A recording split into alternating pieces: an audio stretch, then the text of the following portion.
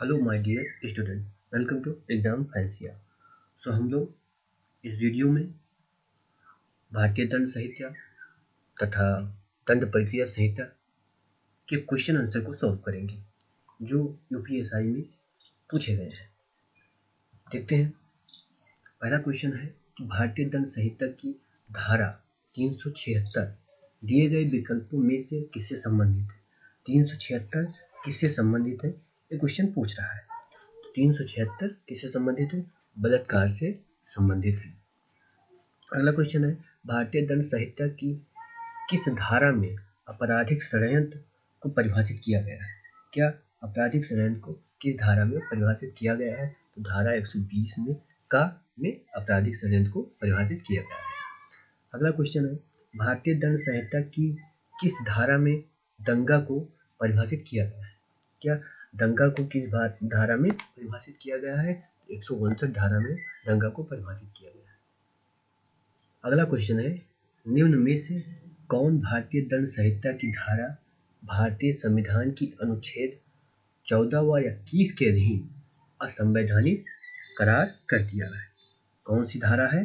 धारा 303 जो है उसे असंवैधानिक करार किया गया है। किसके द्वारा? सुप्रीम कोर्ट के द्वारा। ठीक है। अगला क्वेश्चन है भारतीय दंड संहिता की धारा 304 बी के अंतर्गत दहेज मृत्यु के लिए जिम्मेदार व्यक्ति को न्यूनतम कितने वर्ष की सजा दी जा सकती है।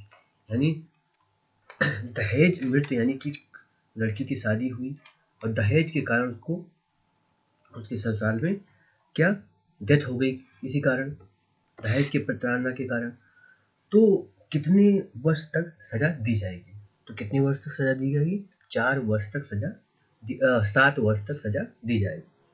अगला क्वेश्चन देखते हैं भारतीय दंड संहिता की धारा 405 और 409 यानी 405 से 409 तक किस विषय से संबंधित है?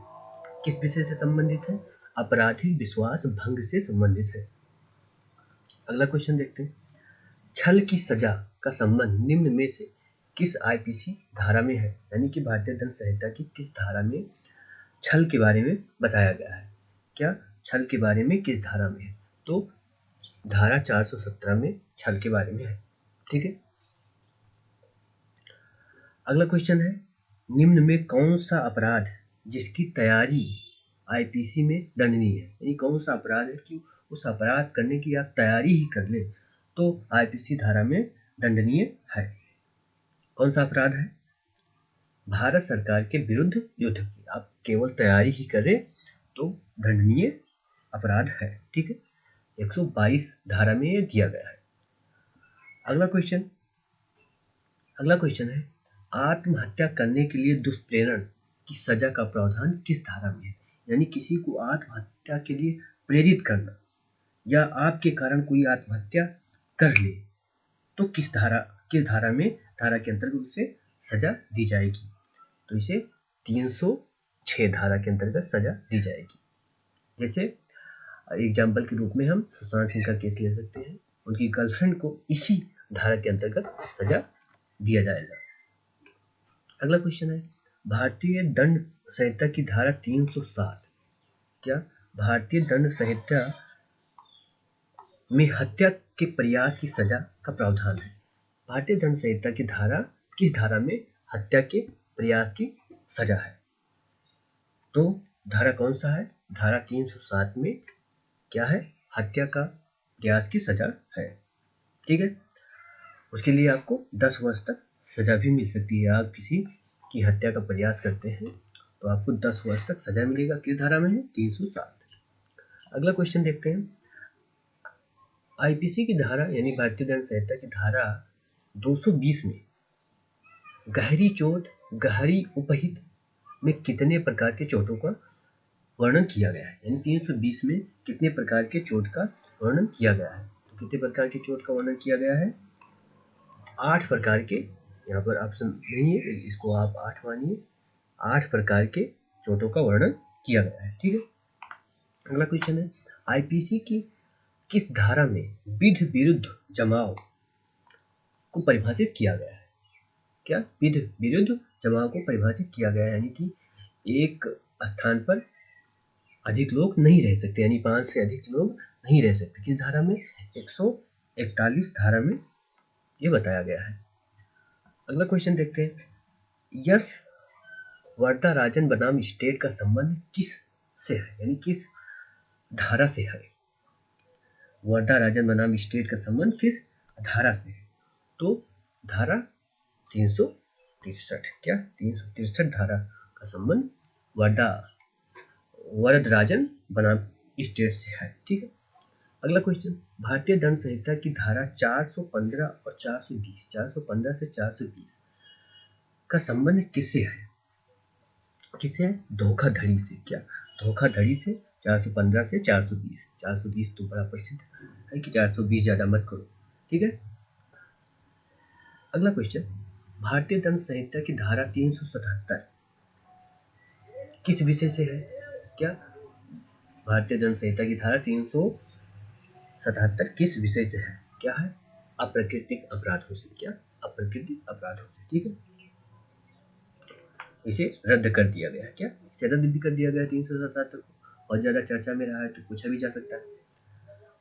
रामू मोहन के घर में खिड़की से घुसता है, तो रामू ने निम्न में से कौन सा अपराध किया?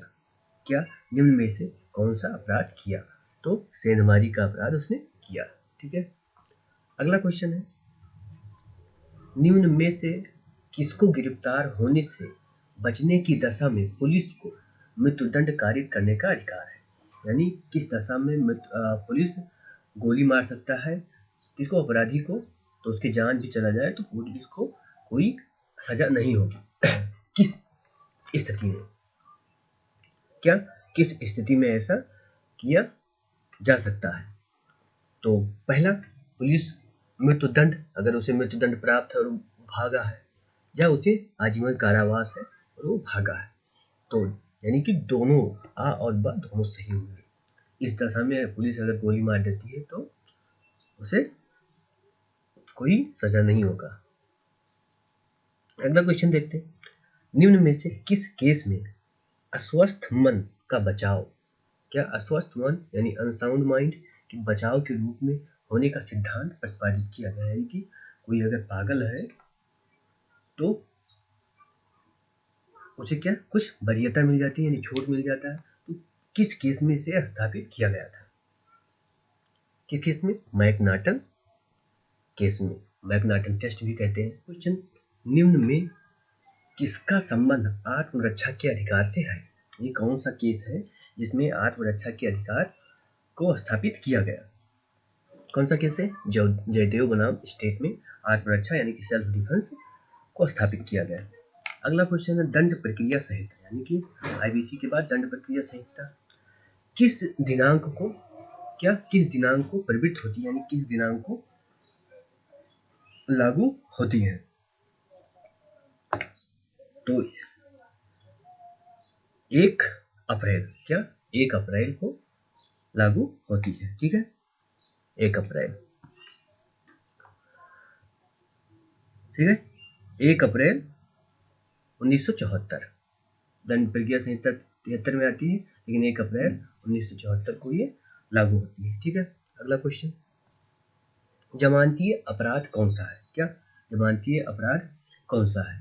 पहला, दंड प्रक्रिया संहिता की प्रथम सूची में, क्या प्रथम अनुसूची में जिसमें जमानतीय अपराध का उल्लेख है। दूसरा, सभी सम्मन के विचारण के प्रकरण में। तीसरा, सभी संज्ञेय अपराध के प्रकरण में। ऐसा है तो आपको पहला होगा ऑप्शन किस सूची में? प्रथम अनुसूची में। तो कोई ये भी क्वेश्चन पूछा जा सकता है कि जमानतीय अपराध किस सूची में है, तो आपको क्या बताना है? प्रथम अनुसूची में है। ठीक है। अगला क्वेश्चन, दंड प्रक्रिया संहिता की धारा 2C परिभाषित करती है। क्या 2C क्या परिभाषित करती है? दंड प्रक्रिया संहिता की धारा 2C क्या परिभाषित करती है? तो ये संज्ञेय अपराध परिभाषित करती है। क्या संज्ञेय अपराध परिभाषित करती है। अगला क्वेश्चन, दंड प्रक्रिया संहिता के अंतर्गत जांच की जाती है। क्या दंड प्रक्रिया संहिता के अंतर्गत जांच की जाती है? केवल मजिस्ट्रेट द्वारा, पुलिस अधिकारी द्वारा, सत्र न्यायालय द्वारा, या मजिस्ट्रेट या न्यायालय द्वारा? तो मजिस्ट्रेट या न्यायालय द्वारा जांच की जाती है। ठीक है। अगला क्वेश्चन, असंज्ञेय अपराध से अभिप्रेत है, यानी असंज्ञेय अपराध क्या है? ऐसा अपराध जिसमें एक पुलिस अधिकारी बिना वारंट के गिरफ्तार नहीं कर सकता। एक दूसरा बी, एक पुलिस अधिकारी अपने विवेक के आधार पर गिरफ्तार कर सकता है। तीसरा, एक पुलिस अधिकारी बिना वारंट के गिरफ्तार करने का प्राधिकार होता है। तो आपका क्या होगा? पहला असंज्ञेय अपराध है, पुलिस अधिकारी बिना वारंट के गिरफ्तार नहीं कर सकता। अगला क्वेश्चन देखते हैं।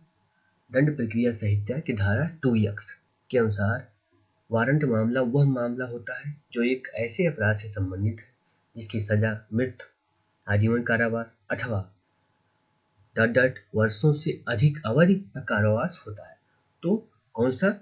2 वर्षों से अधिक कारावास होता है। यहाँ पर आपको 2 वर्ष लिखना पड़ेगा, ठीक है, डांट के स्थान पर। यानी कि वारंट मामला वो मामला होता है जो एक ऐसे अपराध से संबंधित है जिसकी सजा मृत्यु, कारावास, मृत्यु, आजीवन कारावास अथवा 2 वर्ष से अधिक का कारावास हो सकता है। अगला क्वेश्चन, एक मुख्य न्यायिक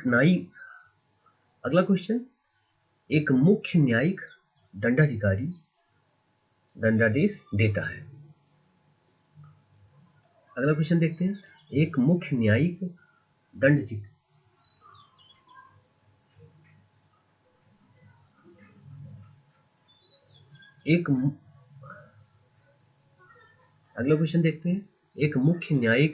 दंडाधिकारी दंडादेश दे सकता है। क्या?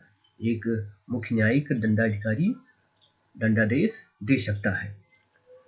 3 वर्ष से अधिक कारावास, 3 वर्ष से अनधिक के लिए कारावास या 5,000 रुपये से अनधिक जुर्माना। दूसरा है 5 वर्ष से अधिक कारावास या 10,000 रुपये का जुर्माना। तीसरा है 7 वर्ष से अधिक कारावास और किसी भी राशि कारावास या जुर्माना। क्या? या किसी भी राशि का जुर्माना। तो आपका आंसर क्या होगा? सा होगा। यानी कि दंडाधिकारी क्या 7 वर्ष तक सजा दे सकता है। एक न्यायिक जो मजिस्ट्रेट है, न्यायिक दंडाधिकारी, वो 7 वर्ष तक सजा दे सकता है। ठीक है। अगला क्वेश्चन, कोई भी न्यायिक मजिस्ट्रेट प्रथम वर्ग निम्न में से किस सजा को पारित करने के लिए अधिकृत है? क्या? कोई भी न्यायिक मजिस्ट्रेट। तो इसमें क्या होगा? इसमें आपका ऑप्शन होगा सी। क्या? 3 वर्ष के लिए ऐसी अवधि के लिए कारावास जो 3 वर्ष से अधिक न हो, यानी 3 वर्ष तक ही वो सजा दे सकता है। अगला क्वेश्चन है द्वितीय श्रेणी। क्या? द्वितीय श्रेणी के मजिस्ट्रेट के न्यायालय द्वारा निम्न में कौन सा दंडादेश दिया जा सकता है?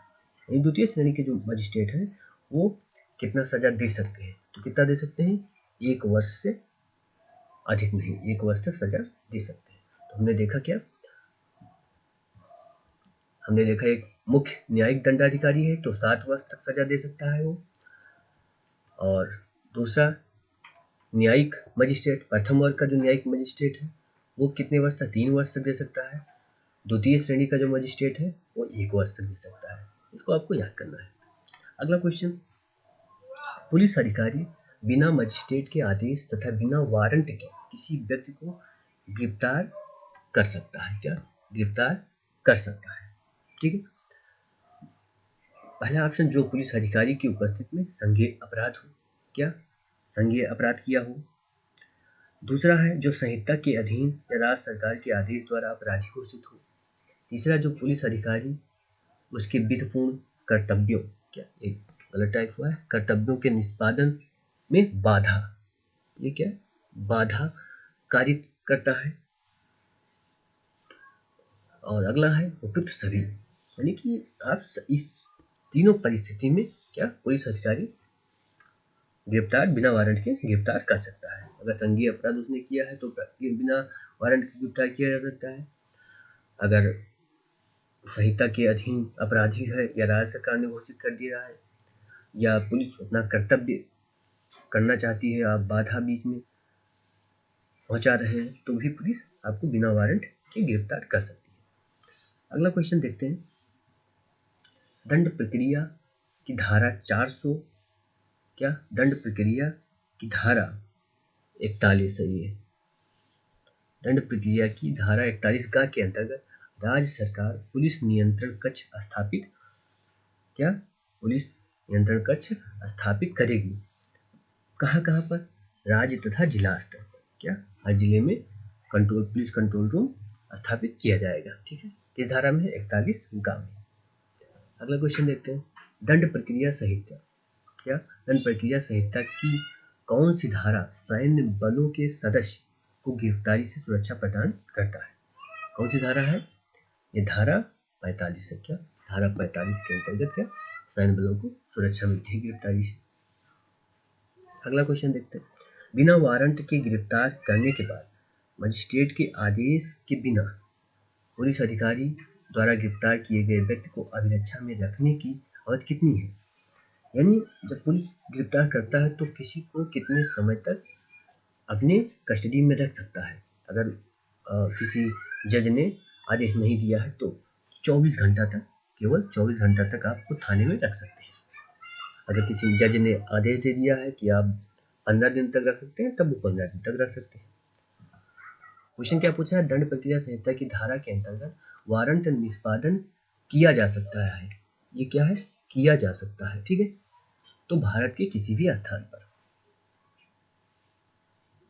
अगला क्वेश्चन, निम्न में से किसी उच्च न्यायालय द्वारा, क्या निम्न में से किसी उच्च न्यायालय में यह निर्णय दिया गया कि दंड प्रक्रिया संहिता की धारा 125 सभी पर लागू है, चाहे वो किसी भी धर्म का अनुयायी, क्या ये अनुयायी हो, किसी भी धर्म का अनुयायी हो। तो ये किस मामले में दिया गया, ये क्वेश्चन पूछ रहा है। तो मोहम्मद अहमद खान बनाम शाहबानो में दिया गया है। ठीक है, अगला क्वेश्चन, विरुद्ध जमाव को तितर बितर करने का समादेश कौन देता है? क्या कौन देता है? तो कार्यपालक, क्या कार्यपालक मजिस्ट्रेट, न्यायिक मजिस्ट्रेट, थानेदार या आ और सा दोनों। तो कार्यपालक मजिस्ट्रेट भी दे सकता है और थानेदार भी दे सकता है। ठीक है, अगला क्वेश्चन, दंड प्रक्रिया संहिता की धारा 154 के अधीन प्रथम सूचना रिपोर्ट दी जाती है।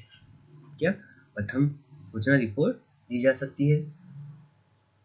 किसमें? केवल संज्ञेय अपराध के संबंध। ठीक है, अगला क्वेश्चन, निम्न में से कौन सा वाद प्रथम सूचना रिपोर्ट पर एक दिग्दर्शक वाद है? तो ललिता कुमारी बनाम उत्तर प्रदेश का वाद क्या है? दिग्दर्शक वाद है। ठीक है, अगला क्वेश्चन, दंड प्रक्रिया संहिता, क्या दंड प्रक्रिया संहिता है 1973 के अंतर्गत बलात्कार की पीड़ित, क्या बलात्कार की पीड़िता द्वारा बलात्कार की सूचना देने पर कौन लेखबद्ध करेगा? यानी किसी औरत का रेप होता है तो उसकी सूचना अगर दी जाती है तो उसे कौन लिपिबद्ध करेगा या कौन लिखेगा? ठीक है, तो थाने का प्रभारी नहीं, उप पुलिस अधीक्षक नहीं, उप निरीक्षक के नीचे का अधिकारी नहीं। इसमें ऑप्शन आपका दा होगा। इसमें जो FIR होगा वो एक महिला के द्वारा, महिला पुलिस के द्वारा ही लिखा जाएगा। जब कोई लड़की या कोई महिला का बलात्कार होता है तो उसका जो FIR है वो महिला अधिकारी द्वारा, महिला पुलिस द्वारा ही लिखा जाता है। ठीक है, अगला क्वेश्चन, अग्रिम जमानत के लिए आवेदन किया जा सकता है।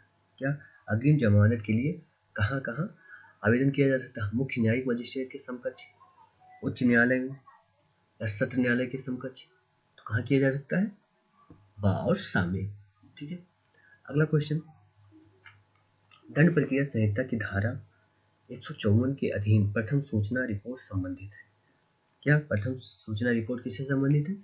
संज्ञेय अपराध से। क्या संज्ञेय अपराध से संबंधित है।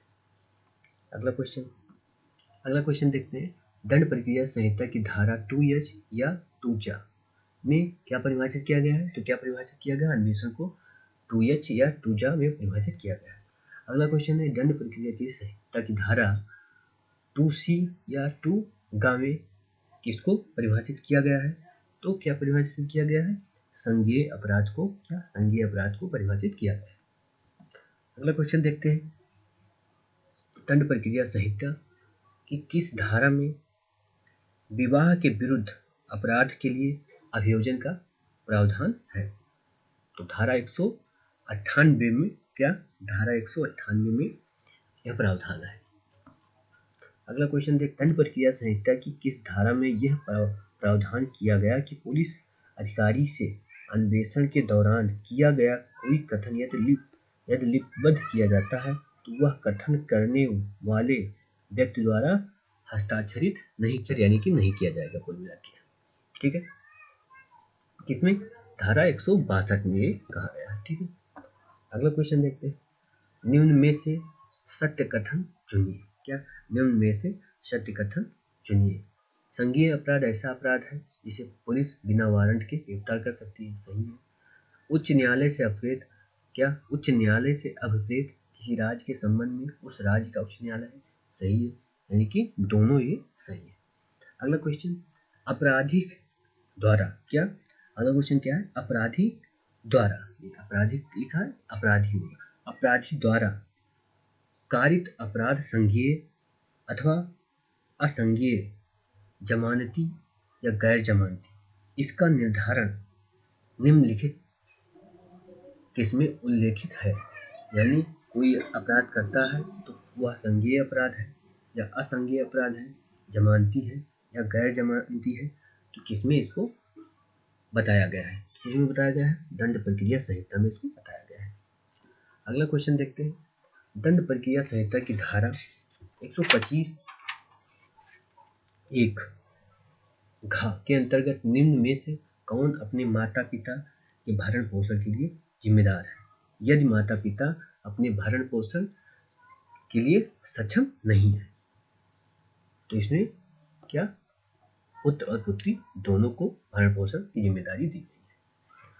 अगला क्वेश्चन है, एक फरार अपराधी वह होता है जो, एक फरार अपराधी वह होता है जो जिसके विरुद्ध धारा 82 यानी सीआरपीसी, क्या सीआरपीसी है ये धारा, दंड प्रक्रिया संहिता की धारा 82 के अंतर्गत घोषणा की गई है। यानी धारा 82 के अंतर्गत जिसे कहा गया है कि फरार अपराधी है वही फरार अपराधी है। क्वेश्चन ये पूछ रहा है। अगला क्वेश्चन देखते हैं, लोक अभियोजक में, क्या लोक अभियोजक निम्न में से किसके अधीन कार्य करता है? क्या लोक अभियोजक निम्न में से किसके अधीन कार्य करता है? जिला मजिस्ट्रेट के अधीन कार्य करता है। अगला क्वेश्चन, जमानती अपराध में यदि अभियुक्त द्वारा जमानत पेश की जाती है, क्या जमानती अपराध में यदि अभियुक्त द्वारा जमानत पेश की जाती है तो आगे थाना प्रभारी उसे जमानत पर मुक्त कर देगा, क्या मुक्त कर देगा, ये कारण ही मुक्त कर देगा। अगला, थाना प्रभारी द्वारा जमानत न दिए जाने के कारण रोजाना मचा आम में इश्तहार करना होगा, क्या इश्तहार करना होगा। क्या थाना प्रभारी द्वारा जमानत न दिए जाने के कारण को रोजना मचा आम में इंदराज करना होगा, यानी रोजना मचा में उसे क्या बताना होगा, ठीक है, क्यों नहीं कर रहा। दूसरा, उपरोक्त दोनों में या निम्न में से कोई नहीं, तो पहला आपको क्या थाना प्रभारी से जमानत पर मुक्त कर देगा, ठीक है।